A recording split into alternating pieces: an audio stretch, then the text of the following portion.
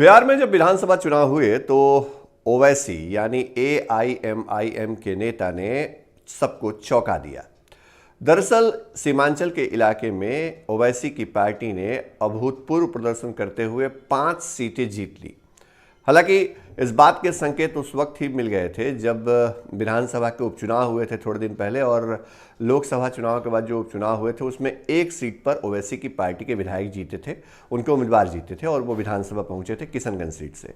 लेकिन इस बार ओवैसी ने 5 सीटें जीत करके, और ख़ासतौर पे जो मुस्लिम बहुल इलाका है सीमांचल का, वहाँ से सीटें जीत करके ये साबित कर दिया कि वो बिहार में आगे आने वाले दौर में तमाम राजनीतिक दलों के लिए चुनौती बनने वाले हैं। इतना ही नहीं, ओवैसी पश्चिम बंगाल का भी रुख करने वाले हैं, वहाँ भी उनकी पार्टी चुनाव लड़ेगी। उन्होंने साफ तौर पे कहा है यह एक मसला हो सकता है बिहार के लिहाज से, राजनीतिक समीकरण के लिहाज से, कि ओवैसी ने बिहार चुनाव में अपना कैंडिडेट देकर के किसको नुकसान पहुंचाया।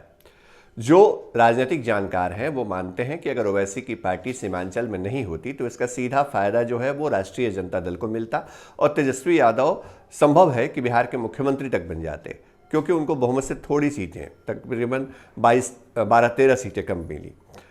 लेकिन ओवैसी अपनी पार्टी के ग्रोथ के लिए लगातार काम कर रहे हैं। ओवैसी लगातार सबको चुनौती दे रहे हैं। ये अलग बात है कि ओवैसी के ऊपर ये आरोप लगते रहते हैं कि वो बीजेपी के लिए काम करते हैं, बीजेपी की बी टीम है।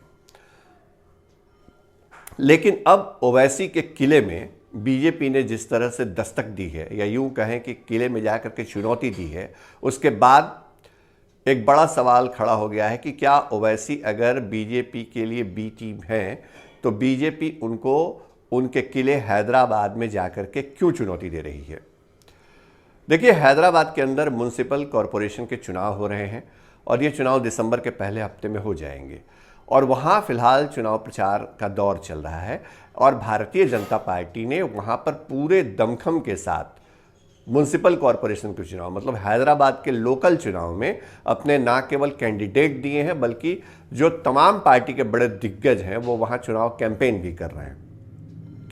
हैदराबाद में ओवैसी और उनकी पार्टी का वर्चस्व रहा है, ये बात किसी से छिपी नहीं है। एआईएमआईएम और उसके नेता ओवैसी का किला माना जाता है हैदराबाद।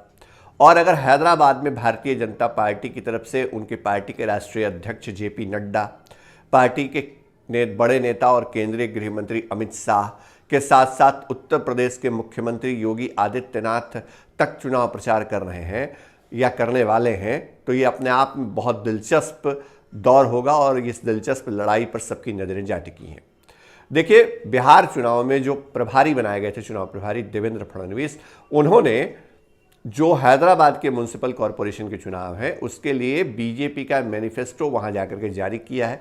मतलब बिहार में जो ओवैसी से टकरा रहे थे या ओवैसी जिनके सामने बिहार में खड़े थे, वही नेता अब जाकर के हैदराबाद में ओवैसी को चुनौती दे रहे हैं।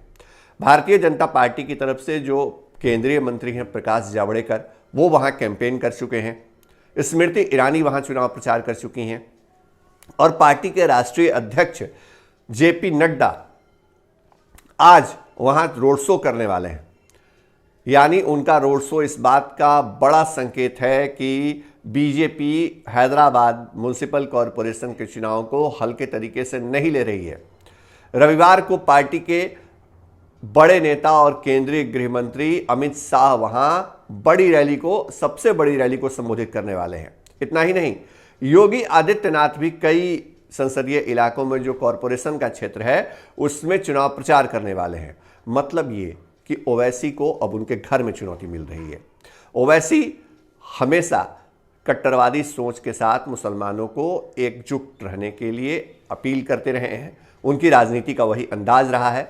लेकिन अब भारतीय जनता पार्टी ने यह तय कर लिया है कि ओवैसी अगर हैदराबाद से निकल करके राज्य के देश के दूसरे हिस्सों का रुख कर सकते हैं, वो बिहार में आकर के 5 विधानसभा सीटें जीत सकते हैं, तो क्यों नहीं अब ओवैसी को उनके घर में चुनौती दी जाए, उनके किले में सेंधमारी की जाए।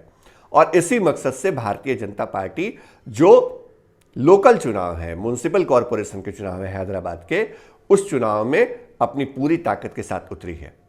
हालांकि यह वक्त बताएगा कि ओवैसी के किले में बीजेपी सेंधमारी कर पाने में सफल होती है या फिर यह सारी तैयारी या पूरी मोर्चेबंदी फेल हो जाती है। अगर भारतीय जनता पार्टी इसमें सफल होती है तो ओवैसी को सोचना होगा कि वह पहले अपना किला बचाए या फिर नए राज्यों की तरफ रुख करें।